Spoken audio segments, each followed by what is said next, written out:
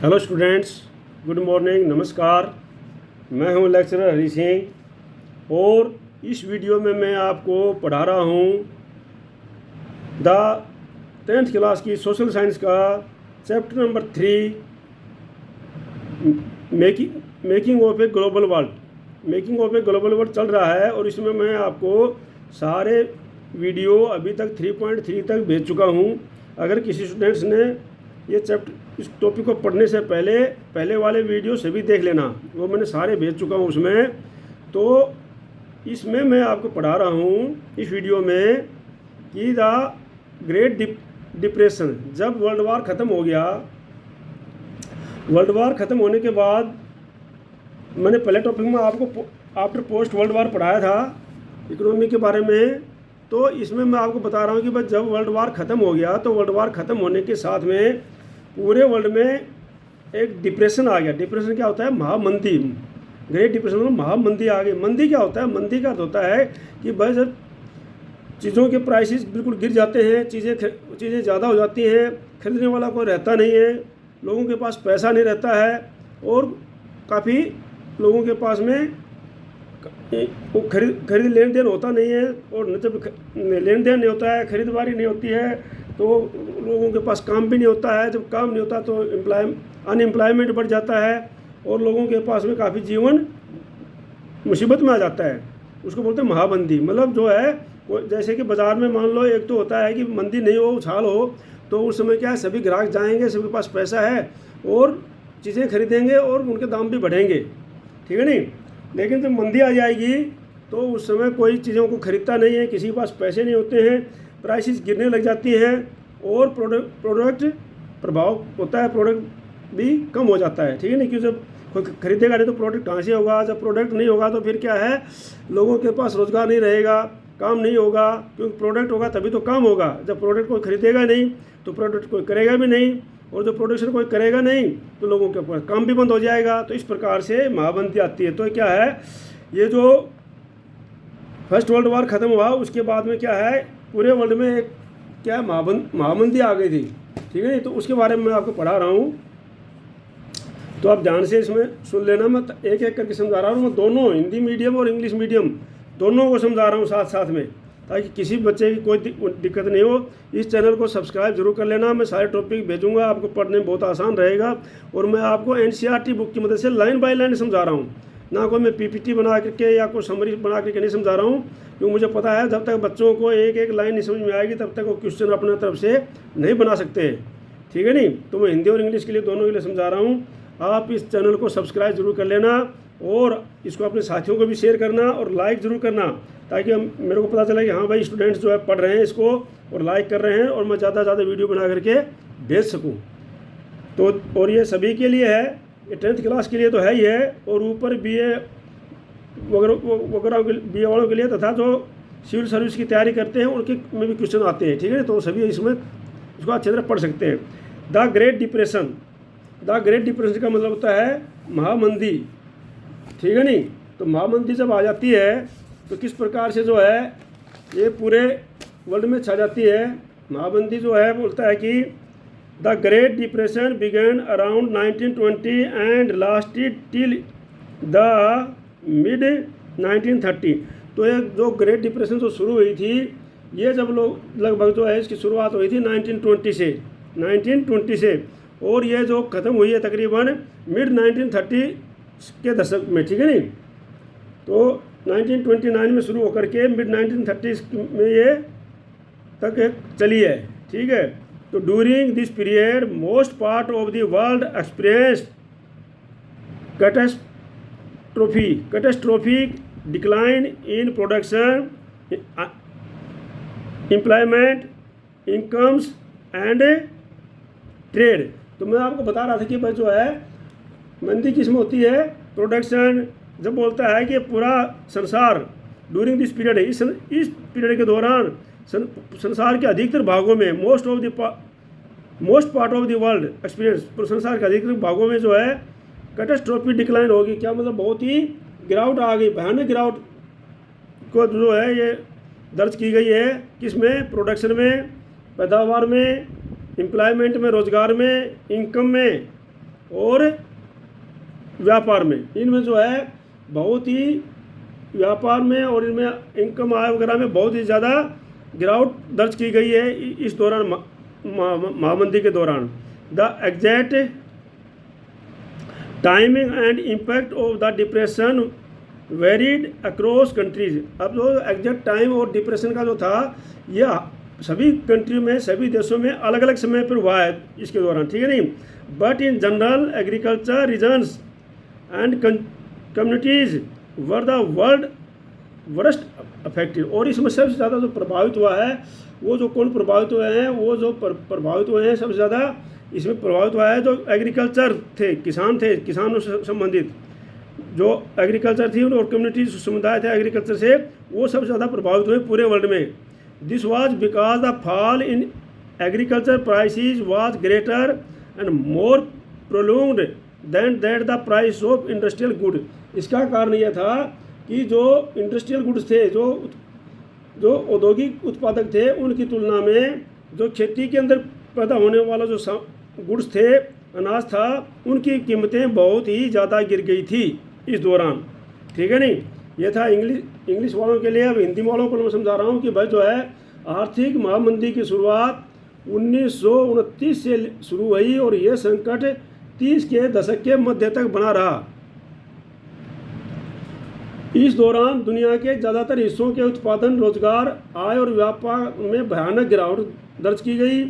इस मंदी का समय और असर सब देशों में एक जैसा नहीं था, लेकिन आमतौर पर ऐसा माना जाता है कि कृषि क्षेत्र, एग्रीकल्चर जो बताया मैंने, कृषि क्षेत्र और समुदायों पर, जो कम्युनिटीज़ बताई, कृषि क्षेत्र एंड कम्युनिटीज़, उन समुदायों के ऊपर जो है इसका असर सबसे ज़्यादा बुरा असर पड़ा। ऐसा इसलिए हुआ, दिस वाज बिकॉज, ऐसा इसलिए हुआ क्योंकि औद्योगिक उत्पादों की तुलना में एग्रीकल्चर प्राइस जो थी, उनकी तुलना में जो ये इंडस्ट्रियल प्राइस है, उन इंडस्ट्रियल प्राइस की तुलना में एग्रीकल्चर प्राइस जो गुड्स थे, उनकी कीमतें में ज़्यादा समय तक कमी बनी रही, मतलब गिरावट बनी रही, ठीक है कि नहीं। तो ये मैं अच्छी तरह आपको समझा दिया। कहने का तात्पर्य है कि भाई जब महामंदी आई, ग्रेट डिप्रेशन आया वर्ल्ड के अंदर, तो उस समय एग्रीकल्चर से गुड्स जो थे, एग्रीकल्चर जो कृषि में खेती करने वाले लोग थे, उन ऊपर ज़्यादा हैवी दुखदायी रहे और ज़्यादा प्रभावी हुए, उनकी कीमतें ज़्यादा गिरी, ठीक है। इसका मतलब ये है। तो आगे है, the depression was caused by A combination of several factor. इस महामंदी के कई कारण थे। तो ये कारण क्या थे भाई? We have already seen how fragile the post war world economy was. क्या है, हम जो है पहले जो है वी हैव सीन, हम पहले देख चुके हैं कि युद्ध के बाद में, पोस्ट वार मतलब युद्ध के बाद में जो है अर्थव्यवस्था कितनी कमज़ोर हो गई थी, ये हम पहले पढ़ चुके हैं। पोस्ट वार इकोनॉमी में हम जो पढ़ चुके हैं कि भाई युद्ध के बाद में, लड़ाई के बाद में अर्थव्यवस्था कितनी कमज़ोर हो गई थी। First agriculture over production remained a problem. सबसे ज़्यादा समस्या क्या हुई थी, वो मैंने आपको पहले पढ़ाया था कि भाई कृषि के क्षेत्र में एग्रीकल्चर जो था, उसके अंदर से सबसे ज़्यादा पैदावार, मतलब एग्रीकल्चर में जहाँ युद्ध के बाद में क्या है, एग्रीकल्चर के अंदर बहुत ज़्यादा पैदावार हो गई और बहुत ज़्यादा पैदावार होने के कारण क्या हुआ, खरीदने वाले नहीं मिले और किसानों की जो फसल थी वो घर में सड़ने लग गई, घर में पड़ी रही।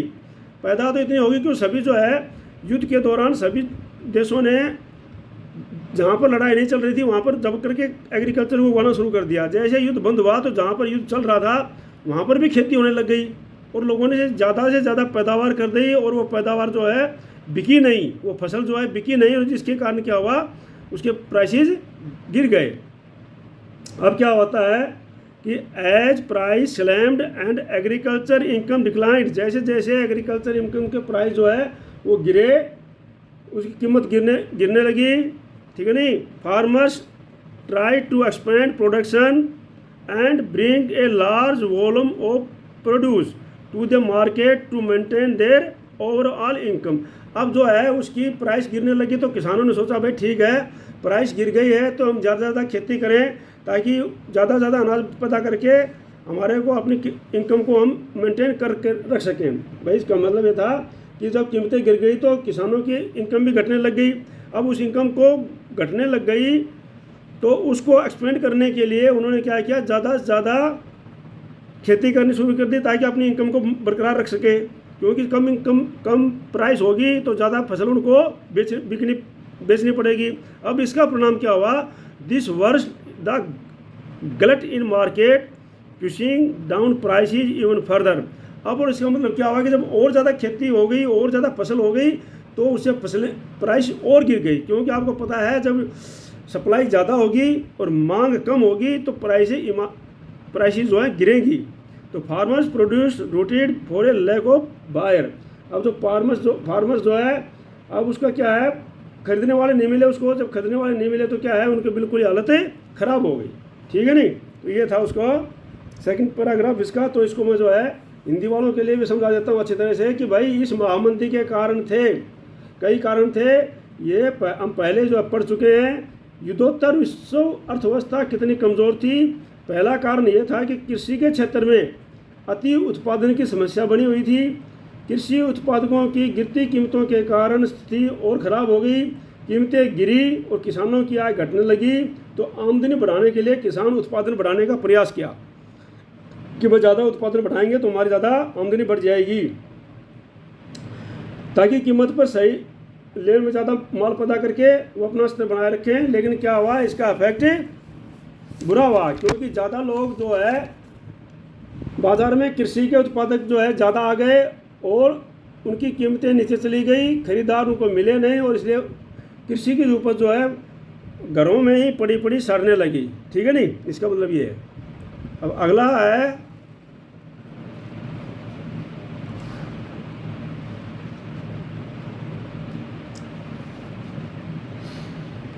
Second, in the mid-1920s, many countries financed their investment through loan from the US।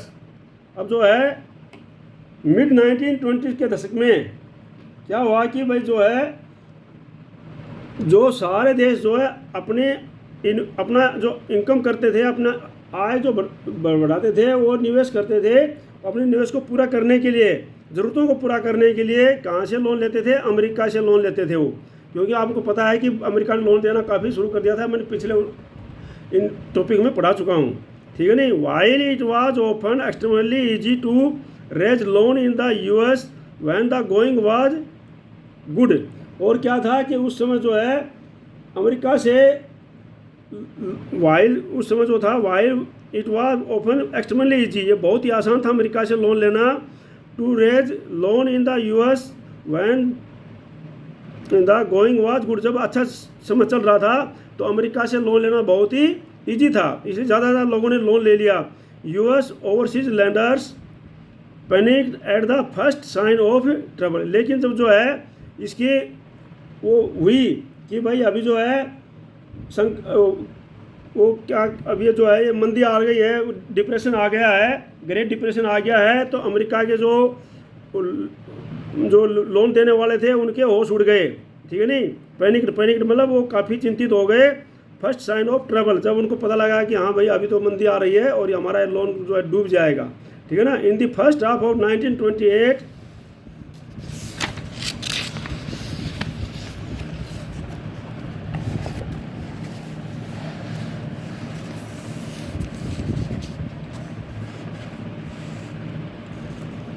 In the first half of 1928, overseas loan amounted to over $1 billion। मतलब जो है फर्स्ट हाफ ऑफ 1920s में जो लोन था अमेरिका का, ये 1 billion से भी ज़्यादा था, ठीक है नहीं। 1 बिलियन से भी ये ज़्यादा था उस समय अमेरिका का लोन। उसमें मतलब 1 बिलियन मतलब $1 अरब, $1 बिलियन मतलब $1 अरब से भी क्या है ज़्यादा था। A year later it was 1/4 of that amount. लेकिन 1 साल के बाद में ही ये क्या है, लोन जो देना उनका रह गया 1/4 मतलब चौथे हिस्से का, ठीक है नहीं, 1/4 रह गया उनका। Countries that depend crucially on US loan now faced on acute crisis. जो कंट्रियां अभी अमेरिका के लोन के ऊपर डिपेंड थी, अब उनके सामने जो है बहुत ही क्राइसिस आ गया सामने, उनके सामने बहुत ही तंगी उठानी पड़ गई उनको, ठीक है नहीं। तो इस प्रकार से जो है उनके लोन की काफ़ी समस्या हो गई उनके सामने, ठीक है। तो मैं इसको हिंदी वालों के लिए समझा देता हूँ अभी कि भाई 1920 के दशक के मध्य में बहुत सारे देशों ने अमेरिका में कर्जे लेकर अपनी निवेश संबंधी ज़रूरतों को पूरा किया था। जब हालात अच्छे थे तो अमेरिका से कर्जा जुटाना बहुत ही आसान था, लेकिन संकट का संकेत मिलते ही अमेरिकी उद्योगपतियों के होश उड़ गए। 1988 के पहले 6 माह तक विदेशों में अमेरिका का कर्ज $1 अरब था। साल भर के भीतर ये कर्जा घटकर केवल चौथाई रह गया था, 1/4 रह गया था। मैं आपको पढ़ाया था ए लीटर बाद 1/4, तो जो है चौथाई रह गया था। जो देश अमेरिकी कर्जे पर सबसे ज़्यादा निर्भर थे उनके सामने तो बहुत ही गहरा संकट आ गया था, अक्यूट क्राइसिस हो गया था उनके सामने, ठीक है। अब आगे है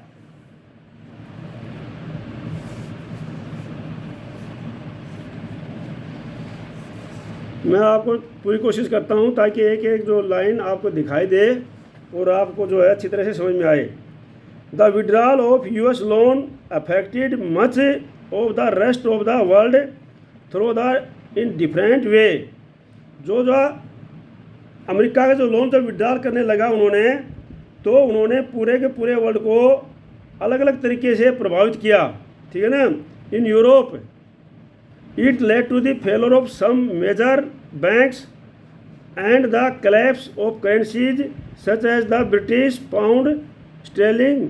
अब क्या हुआ, यूरोप के अंदर जब अमेरिका ने जो है अपना लोन देना बंद कर दिया और लोन जो है वापस लेना शुरू कर दिया, विड्रॉल करना शुरू कर दिया, तो इससे पूरे देश में अलग अलग प्रभाव पड़ा, पूरे वर्ल्ड में, ठीक है ना।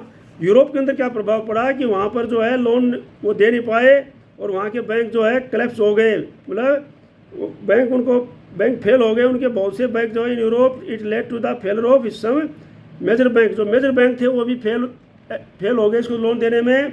And the collapse of currencies, और करेंसी वो भी एकदम से नीचे गिर गई, मतलब उसकी कीमत नीचे गिर गई करेंसी।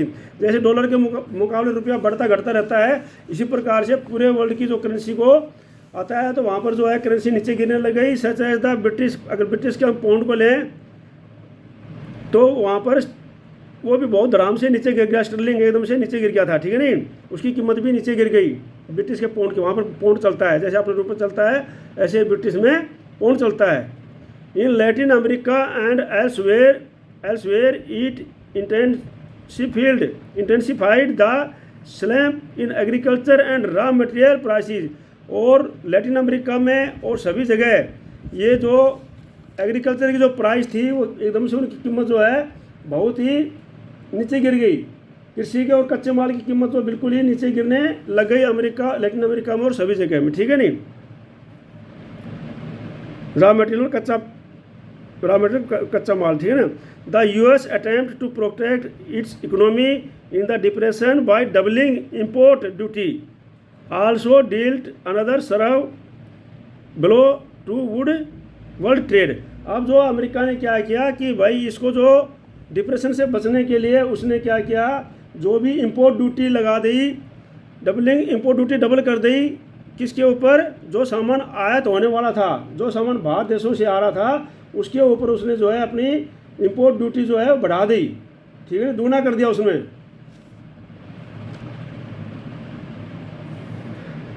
और import duty also dealt another severe blow the world trade. और इससे क्या है, पूरे के पूरे संसार पर और भी गहरा संकट खड़ा हो गया। जब उसने इंपोर्ट ड्यूटी बढ़ा दी, डबल कर दी, तो इससे पूरे संसार में और भी व्यापार में एकदम से संकट आ गया, कमर ही तोड़ दी। क्योंकि जब अमेरिका ने जो इंपोर्ट ड्यूटी कर दी तो लोग बाहर से तो सामान भेज नहीं सकते, भेजेंगे तो महंगा पड़ेगा तो कोई लोग लेंगे नहीं उसको, ठीक है नहीं।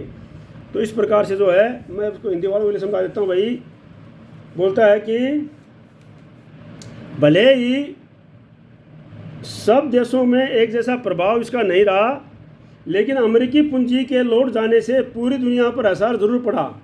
यूरोप में कई बड़े बैंक धराशायी हो गए, कई देशों की मुद्रा की कीमत बुरी तरह गिर गई। इस झटके से ब्रिटिश पाउंड भी नहीं बच पाया। लैटिन अमेरिका और अन्य स्थानों पर कृषि एवं कच्चे मालों की कीमतें तेज़ी से लुढ़कने लगी। अमेरिकी सरकार इस महाबंदी से अपनी अर्थव्यवस्था को बचाने के लिए, जहाँ पर वो आयातित पदार्थ मतलब इम्पोर्ट ड्यूटी जिसको बोलते हैं, जो आयातित पदार्थ थे उन पर दुगना सीमा शुल्क लगा दिया, ठीक है, टैरिफ दुगना बढ़ा दिया उनके ऊपर। इंग्लिश वालों के लिए टैरिफ है और हिंदी वालों के लिए सीमा शुल्क है, क्योंकि लिखने का भी जो अलग अलग अंतर होता है इसलिए, ठीक है नहीं। सीमा शुल्क वसूल करने लगी और इस फैसले ने तो विश्व व्यापार की कमर ही तोड़ करके रख दी, ठीक है। तो इसका अर्थ ये है। अब जो है आगे है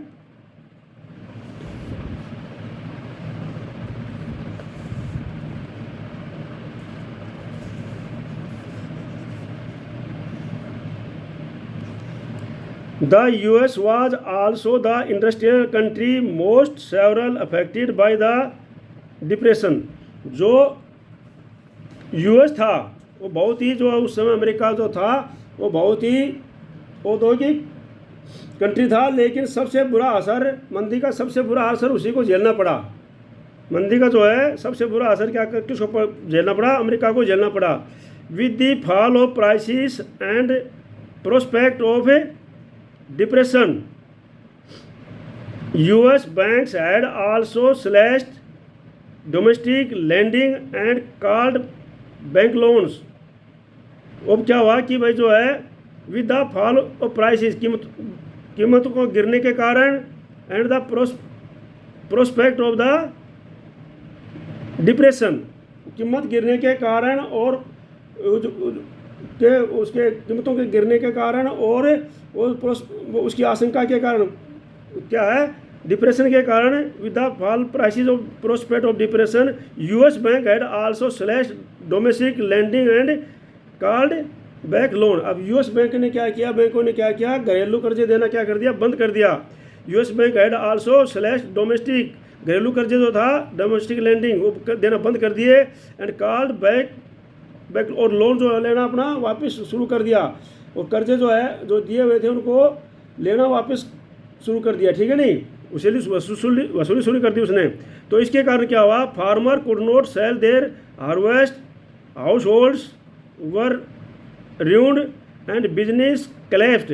अब किसान जो है अपनी फसल नहीं बेच सके और जो बिजनेस था वो बिल्कुल ख़त्म हो चुका था, और इस प्रकार से जो है फसलें जो बिल्कुल ही ख़त्म हो चुकी थी, वो बिल्कुल बाज़ार में बेच नहीं पाए थे, और इस प्रकार से उनको बिजनेस भी ख़त्म हो गया, ठीक है नहीं। और जो है हाउस होल्ड्स वर रूइंड, मतलब जो मतलब जो घरेलू जो सामान, घरेलू जो घर बार के जो था वो सब बर्बाद हो गया, और बिजनेस collapsed, और बिजनेस एकदम से गिर गया। Faced with the falling income, many house holds in the US could not repay that they had borrowed and were forced to give up their homes, cars and other consumers durables। अब क्या हुआ कि जब जो था जो falling income के कारण उनकी इनकम जो है आय कम हो गई, और मनी जो households in the US के जो घरेलू वो थे उन्होंने कुड नॉट रिपे, वो लोन वापस नहीं दे पाए, इसलिए उन्होंने they had borrowed and were forced to give their homes. अब अपने जो होम्स घर थे वो उनको गिरवी रखने लग गए, वो बेचने पड़ गए, and car and consumers durable, उनको जो कंज्यूमर्स थे उनको कार और ये लोन जो है सारा कुछ उनको गिरवी रखना बेचना पड़ गया, ठीक है नहीं। The consumers prosperity of 1920 now displayed in the puff of dust. अब जो कंज्यूमर्स जो प्रोस्पेरिटी जो कंज्यूमर्स की जो खुशहाली 1920 में चली थी वो जो क्या है अब एकदम ख़त्म हो गई, डिस्प्लेड हो गई। किस प्रकार से, इन्हें पफ ऑफ डस्ट, एक जो धूल का गुबार होता है उसके अनुसार वो ख़त्म, उसी के अनुसार जैसे कि धूल भरी आंधी जैसे धूल का जो गुबार आता है एकदम से उड़ता हुआ भगोड़िया जैसे, वो एक बार आता है और सुबह ख़त्म हो जाता है। इसी प्रकार से क्या है, ये कंज्यूमर्स की प्रोस्पेरिटी आई थी, उपभोक्ताओं की जो प्रोस्पेरिटी आई थी, खुशहाली आई थी, खुशहाली के दिन आए थे वो 1920 में, वो जल्दी जो है अभी ख़त्म हो गए। कहने का मतलब ये है, ठीक है। अब आगे जो है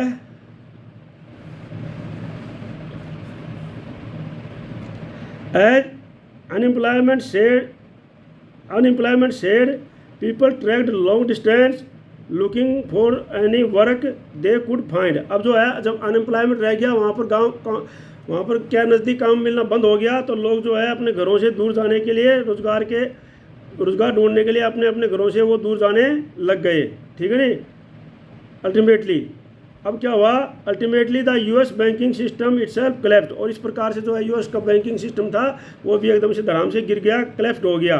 enable to recover instrument, collect loan and repay depositors, thousands of bankrupt and were forced to close. अब क्या हुआ, उनको जो है रिकवर, जब लोगों के पास पैसा नहीं रहा तो जो लोन उन्हें दिया था वो जो है रिकवर नहीं कर पाए, रिकवर इन्वेस्टमेंट नहीं कर पाए, लोन जो है कलेक्ट नहीं कर पाए, और रिपे डिपॉजिटर जो बैंक में डिपॉजिटर दे थे, जिन्होंने बैंक में डिपॉजिट पैसा किया हुआ था, उनका वो वापस नहीं दे पाए। क्योंकि आपको पता है बैंक एक तरफ से लोगों से डिपॉजिट करता है पैसे और दूसरी तरफ उनको देता है लोन। तो कहने का तात्पर्य है जब बैंक में जो है पैसे जिन्होंने बैंक में पैसा जमा किया हुआ था उनका जो है वापस नहीं कर पाया। वापस कहाँ से करता, क्योंकि उनका जो पैसा था उसने लोन पे दे दिया सबको। अब लोन पे दे दिया, लोन वापस आया नहीं। अब लोन वापस नहीं आया तो वो उनको क्या कर दिया, दे नहीं पाए जिनका पैसा जमा था। और thousands of bank were bankrupt, और ये जो बैंक थे ये दिवालिया हो गए। बैंकरप्ट का मतलब दिवालिया, and went forced to close, और वो बंद कर दिए गए। ठीक है नहीं। The numbers of phenomenal by 1930 over 4,000 banks had closed। अब क्या है, 1930 तक जो आंकड़ा बताता है कि भाई 4,000 बैंक जो थे वो बंद कर दिए गए। ठीक है। And between 1920 and 1932 about 1,10,000 companies had collapsed। और जो है इसके 1920 से लेकर 1932 तक 1,00,000 से 10,000 कंपनियां ये क्या हो गई, हैड collapsed, मतलब एकदम से चौपट हो गई, मतलब बंद हो गई, खत्म हो गया उनका काम। समझ गए आप, समझ में आ गया होगा अच्छी तरह से। अच्छा ये और ले लेता हूँ मैं, फिर एक बार हिंदी वालों को समझा दूंगा।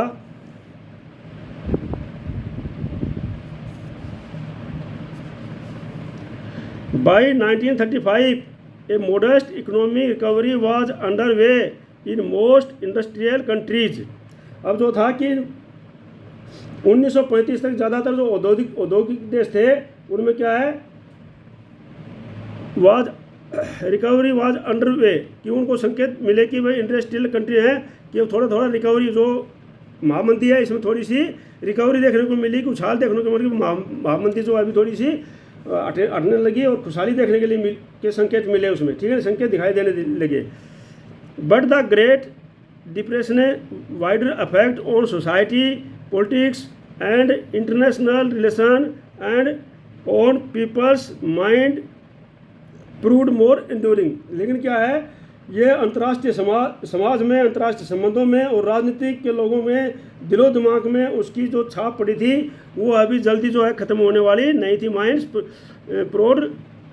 प्रूव्ड लॉन्ग एंड्यूरिंग, ये जल्दी ख़त्म होने वाली नहीं थी। तो ये था जो है पूरे वर्ल्ड के अंदर जो है ग्रेट डिप्रेशन किस प्रकार से आया था, इसके बारे में इस वीडियो में मैंने आपको समझाया है। और अगले वीडियो में मैं बना के भेज रहा हूँ 3.5 जो है India and great depression. India और ग्रेट डिप्रेशन में अगले वीडियो में आपको पढ़ाऊँगा अभी। तो इसको अच्छी तरह से आप तरतीब वाइज से मैं पॉइंट नंबर लिख करके भेज रहा हूँ, तो तरतीब वाइज से उनको ढूंढ करके सर्च करके उनको याद कर लेना है और इस चैनल को सब्सक्राइब कर लेना, ताकि अपने आप इसका नोटिस मिलता रहे। इसके अंदर में सारे के सारे वीडियो 10वीं 8वीं 9वीं 10वीं 11वीं 12वीं English, Hindi, political science, history, BA के सबके मैं भेजूंगा। तो इसको चैनल को सब्सक्राइब कर लो और इसको लाइक करना और शेयर जरूर करना, ताकि सभी पढ़ सके। इसमें किसी का कोई पैसा अमाउंट नहीं लगता है, बिल्कुल फ्री रहेगा। इसमें कोई किसी से पैसा नहीं लिया जाएगा। तो इसको ज़रूर आप किसी को शेयर करना। जय हिंद, जय भारत।